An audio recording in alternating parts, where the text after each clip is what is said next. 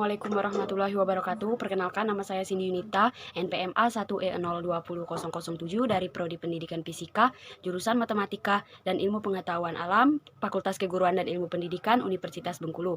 Baiklah, di sini saya akan melakukan percobaan praktikum dengan judul Momentum dengan dosen pengampu Ibu Aprina Depianti, SPD MPD, dan asisten dosen Kak Sela Melinda dengan NPM A1E018015. Adapun tujuan dari praktikum kali ini adalah memiliki keterampilan melakukan percobaan momentum. Yang kedua, memahami hukum kekekalan momentum dan tumbukan. Lalu yang ketiga, menentukan koefisien restitusi antara benda dan lantai. Bahan dari praktikum kali ini tentang momentum adalah yang pertama, penggaris 100 cm yang bisa digantikan dengan meteran, 3 buah jenis bola, masing-masing satu, seperti bola pingpong, bola bekel, dan kelereng. Stopwatch untuk mencatat waktu yang bisa digantikan dengan handphone. Praktikum kali ini tentang momentum adalah yang pertama, siapkan penggaris 100 cm, kemudian tegakkan ke dinding atau pasang meteran secara vertikal ke dinding. Ini. Lalu yang kedua, lepaskan bola pingpong dari ketinggian mula-mula 100 cm bersamaan dengan menekan tombol mulai stopwatch. 1, 2, 3. Dengan ketinggian di 45 cm dan waktunya 8. Yang kedua masih dengan bola pingpong. Kita mulai lagi. 1, 2, 3. 40, masih di 45 dengan waktu 6. Dengan percobaan yang ketiga masih dengan bola pingpong. Baiklah, kita mulai. 1, 2, 3. Yaitu 55 cm dengan waktu 6 detik. Adapun untuk langkah atau prosedur praktikum tentang momentum selanjutnya, untuk mengisi tabel pengamatan 6.2 dimulai dengan ketinggian 50 cm di sini, masih dengan bola pingpong, dan dilakukan dengan 3 kali percobaan. Baiklah, kita lakukan. Nah, untuk percobaan yang pertama, mari kita lakukan. 1, 2, 3.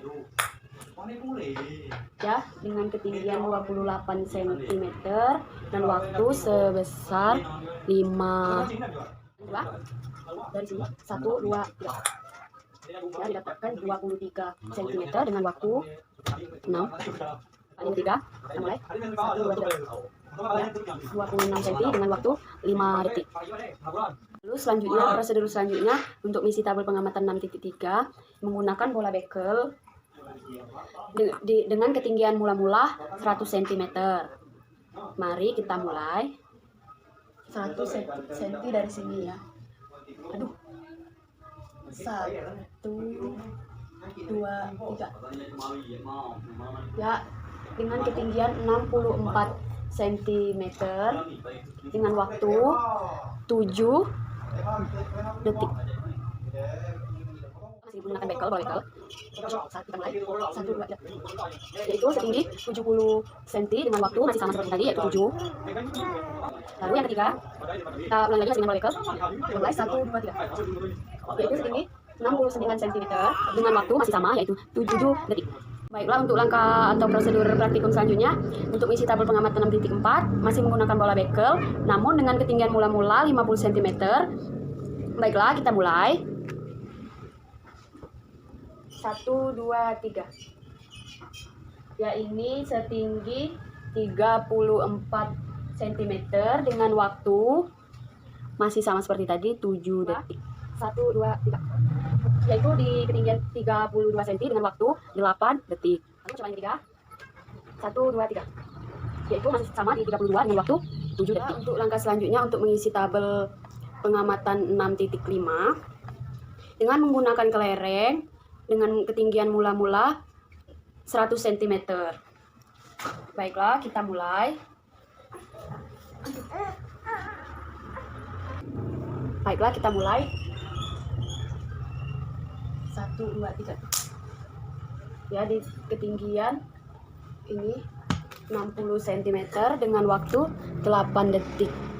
Lalu yang kedua, tambah lagi. 1, 2, 3. Di ketinggian 50 cm dengan waktu masih sama, yaitu 8 detik. Lalu yang ketiga, 1, 2, 3. yaitu di ketinggian 50 cm dengan waktu masih sama, yaitu 8 detik.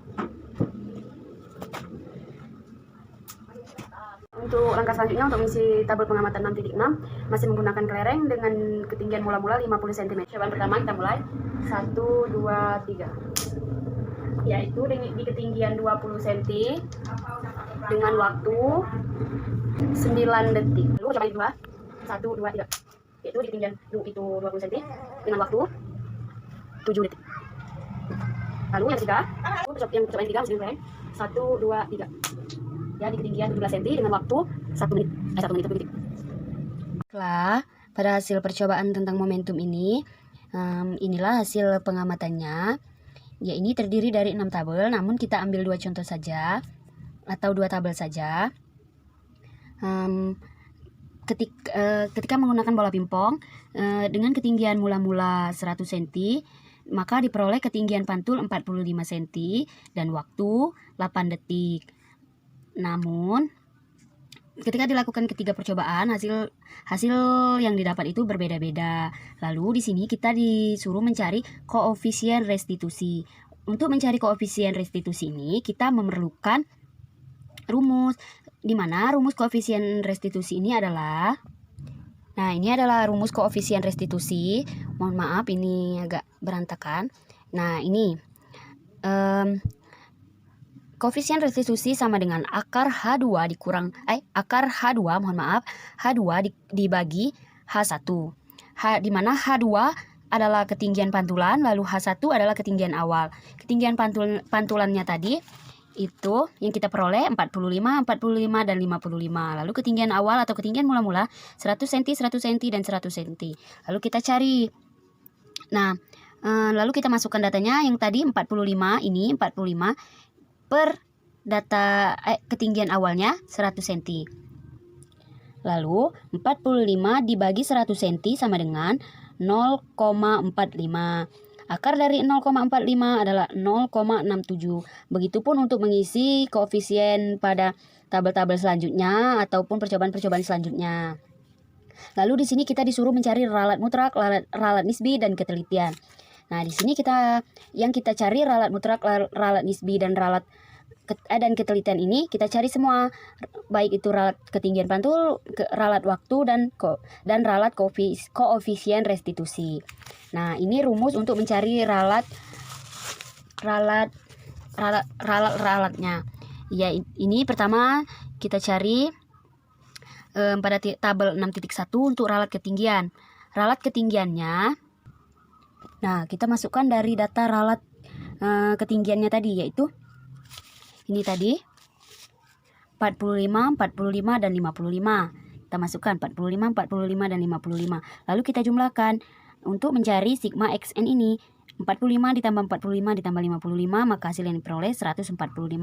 Lalu untuk mencari x bar, 145 ini dibagi dengan 3. Kenapa dibagi dengan 3? Karena kita melakukan sebanyak 3 kali percobaan, makanya dibagi 3. Jadi 145 dibagi 3 adalah 48,333. Atau bisa kita bulatkan 48. Lalu untuk kolom selanjutnya ini kita mencari x dikurang x bar. Mohon maaf ini tidak nampak. Lalu kita cari kan x-nya ini dikurang dengan x bar. X diambil dari sini 45 dikurang dengan x bar 48, maka hasilnya minus 3. Lalu untuk yang kedua pun sama. Lalu kita cari sigma xn-nya. Maka minus 3 dikurang minus 3 ditambah minus 3 ditambah 7, maka hasil yang diperoleh sigma n adalah 1. Untuk kolom yang selanjutnya ini x dikurang x bar kuadrat. Ini tinggal dimasukkan saja data yang dari x dikurang x bar ini, lalu kita kuadratkan. Minus 3 kuadrat, maka hasilnya 9. Begitupun selanjutnya, lalu kita cari sigma x dikurang x bar kuadrat ini, maka dijumlahkan dari hasil yang kita dapat. 9 ditambah 9 ditambah 49, maka hasil yang diperoleh 67. Lalu kita cari ralat mutlaknya. Ralat mutlaknya yaitu delta x sama dengan akar sigma x dikurang x bar kuadrat per n dikali n dikurang 1. Masukkan nilai sigma X dikurang X bar kuadrat ini, yaitu tadi 67. Nah, N ini adalah jumlah percobaan kita tadi. Jumlah percobaan kita tadi sebanyak 3, jadi 3. N 3 dikurang 1. Jadi 3 dikali 3 kurang 1 sama dengan 2, maka hasilnya di sini 6. 3 kali 2 kan 6. 7 dibagi 6. Jadi akar 67 dibagi 6, maka hasilnya 11,166666. Lalu kita cari akar dari 11.1666 ini, maka diperoleh hasil 3,34. Lalu untuk mencari ralat nisbi, delta L sama dengan delta X per X dikali 100%. Kita masukkan data delta X tadi, yaitu 3,34, dibagi dengan X bar ini. X bar ini sebanyak 48. Jadi 48 dikali 100%. Maka hasil yang diperoleh 0,0969 sama dengan, atau bisa kita bulatkan kalau sudah 5 atau di atas 5, bisa kita bulatkan ke angka yang lebih besar selanjutnya. Ini contohnya 0,07% jadinya. Lalu untuk ketelitiannya 100% dikurang delta L. Delta L ini 0,07 ini. 100% dikurang 0,07%, maka hasilnya 99,93%. Begitupun untuk data atau mencari ralat waktu. Begitupun masukkan waktu yang kita dapat tadi, yaitu 8666. Kita masukkan, kita cari XN-nya. Lalu kita bagi dengan 3, karena jumlah percobaannya ini 3, maka yang diperoleh X barnya 6,66 atau kita bulatkan 6,67. Lalu untuk X dikurang X barnya sama seperti tadi, maka diperoleh hasil sigma XN-nya 0,01. Begitupun dengan X dikurang X bar kuadrat, maka hasil yang diperoleh sigma X dikurang X bar kuadrat 2,6667. Lalu dicari ralat mutlaknya seperti ini. Sama seperti tadi, kita masukkan, maka ralat mutlak yang diperoleh pada ralat waktu ini 0,66 atau bisa kita bulatkan 0,67. Ralat nisbi yang diperoleh 0,10%. Ketelitian yang diperoleh 99,9%. Lalu yang ketiga yaitu ralat koefisien. Kita masukkan koefisien restitusi tadi yang didapat. Masukkan datanya, kita cari sigma XN-nya sama seperti tadi. Ya, maka hasil yang diperoleh X barnya 0,69. Untuk sigma XN dari X dikurang X bar 0,01. Untuk sigma dari X dikurang X bar kuadrat 0,0105. Lalu ralat mutlak yang diperoleh 0,04, ralat nisbi yang diperoleh 0,06%, dan ralat dan ketelitian yang diperoleh 99,94%. Begitupun untuk tabel-tabel yang selanjutnya. Baiklah, untuk materi momentum ini kita akan melakukan membahas yang pertama itu membahas tujuan. Nah, tujuannya adalah memahami hukum kekekalan momentum dan tumbukan. Momentum adalah kecenderungan benda yang bergerak untuk melanjutkan gerakan pada kelajuan yang konstan. Momentum merupakan besaran vektor yang searah dengan kecepatan benda. Momentum dapat dirumuskan sebagai hasil perkalian massa dengan kecepatan.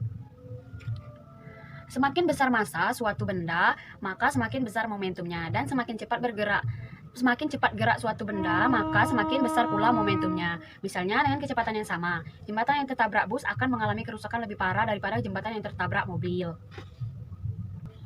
Mobil dengan kecepatan tinggi akan lebih sulit dihentikan dibanding dengan mobil dengan kecepatan rendah. Dan apabila terjadi tumbukan, mobil dengan kecepatan tinggi akan mengalami kerusakan lebih parah.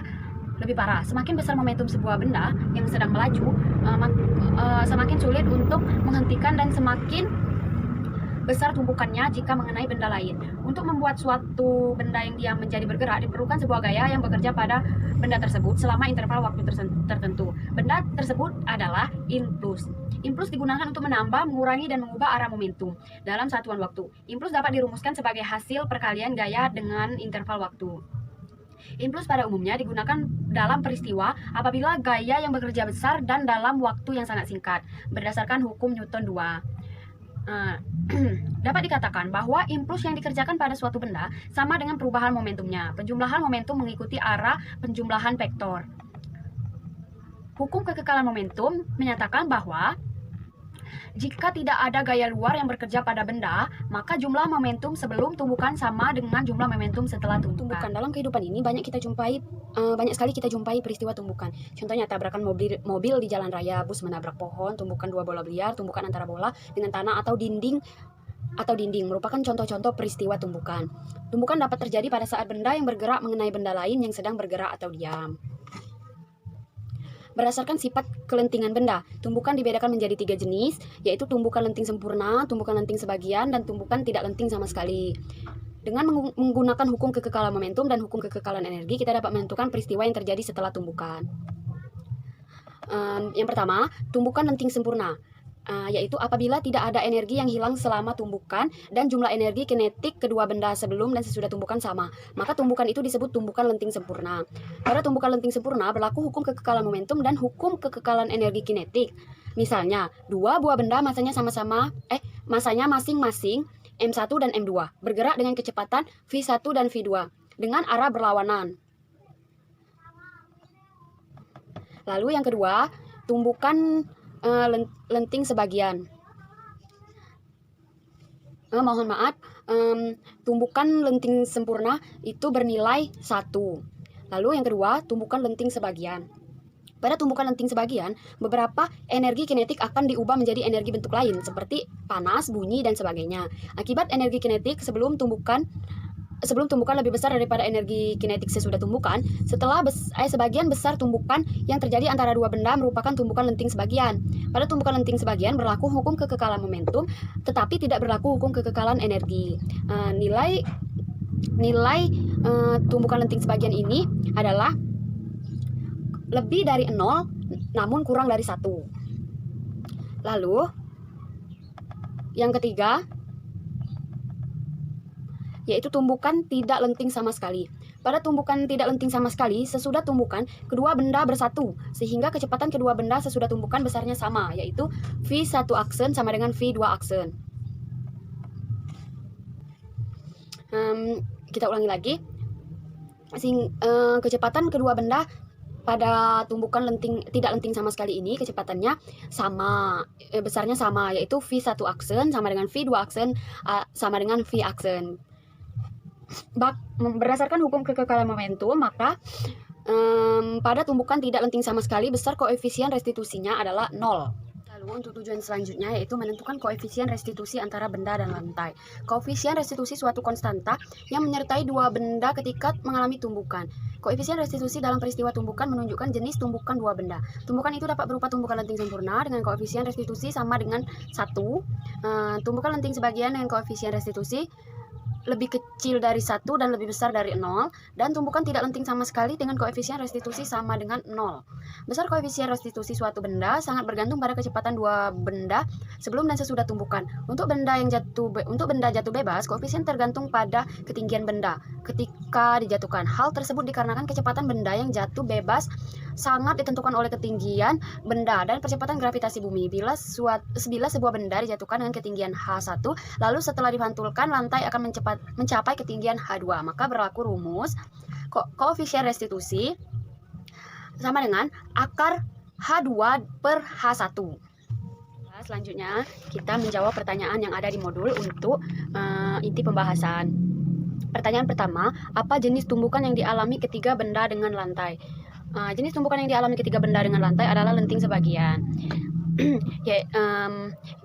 Karena nilai koefisien restitusi yang dihasilkan oleh bola pingpong, kelereng, dan bola bekel itu adalah lebih besar dari 0, lalu lebih kecil dari 1. Yang kedua, bagaimana momentum sebelum dan sesudah tumbukan pada jenis tumbukan yang terjadi? Ini nomor 2 itu pada jenis tumbukan yang terjadi, yaitu jenis tumbukan lenting sebagian ini tadi. Jawabannya adalah pada tumbukan lenting sebagian, berapa energi kinetik akan diubah menjadi energi bentuk lain seperti panas, bunyi, dan sebagainya. Akibat energi kinetik sebelum tumbukan lebih besar daripada energi kinetik sesudah tumbukan. Sebagian besar tumbukan yang terjadi antara dua benda merupakan tumbukan lenting sebagian. Pada tumbukan lenting sebagian berlaku hukum kekekalan momentum, tetapi tidak berlaku hukum kekekalan energi. Nah, nilai dari tumbukan lenting sebagian ini lebih besar dari 0, lebih kecil dari 1. Lalu soal yang ketiga, berapakah nilai koefisien restitusi ketiga bola? Ini kita cari satu persatu. Mencari nilai koefisien restitusi ketiga bola, kita cari per tabel, yaitu menggunakan rumus X plus minus delta X. X adalah jumlah dari seluruh data, lalu kita cari plus minus, berarti kita cari plusnya, lalu cari minusnya. Delta X ini adalah ralat mutlak, kita ambil dari ralat mutlak. Nah, lalu kita masukkan. Nah, ini untuk tabel yang pertama ini dengan ketinggian mula-mula 100 cm. Lalu kita masukkan 145 adalah data jumlah ketinggian pantul ditambah dengan ralat mutlaknya. Maka yang dihasilkan 148,34. Begitupun untuk tabel untuk pengurangannya, hasil yang diperoleh 141,66. Lalu tabel 6.2. Untuk tabel 6.2, hasil yang diperoleh 77,68. Hasil penambahannya, hasil pengurangannya 74,32. Untuk 6.3, bola bekel dengan 100 cm, hasil penjumlahannya 206,88. Untuk pengurangannya 205,12. Untuk bola bekel 50 cm, hasil yang diperoleh 98,66 untuk penjumlahannya. Untuk pengurangannya 97,34. Untuk tabel 6.5, yaitu kelereng dengan ketinggian mula-mula 100 cm, untuk penjumlahannya 163,33. Untuk pengurangannya 156,67. Lalu kelereng di 50 cm hasilnya 58. Dan untuk ini untuk penjumlahannya. Lalu untuk pengurangannya 56. Pertanyaan nomor 4, mungkinkah dalam suatu percobaan dapat diperoleh koefisien restitusi bernilai 1? Jelaskan. Dalam suatu percobaan lain, mungkin untuk dapat nilai restitusi bernilai 1, yaitu disebut tumbukan lenting sempurna. Karena pada lenting sempurna tidak ada energi yang hilang. Namun pada percobaan yang saya lakukan ini tidak mungkin terjadi karena tumbukan lenting yang terjadi adalah tumbukan lenting sebagian dan nilainya adalah 0, lebih dari 0 dan kurang dari 1. Sekian dari percobaan dan pembahasan pada materi momentum kali ini. Saya ucapkan sekian dan terima kasih. Assalamualaikum warahmatullahi wabarakatuh.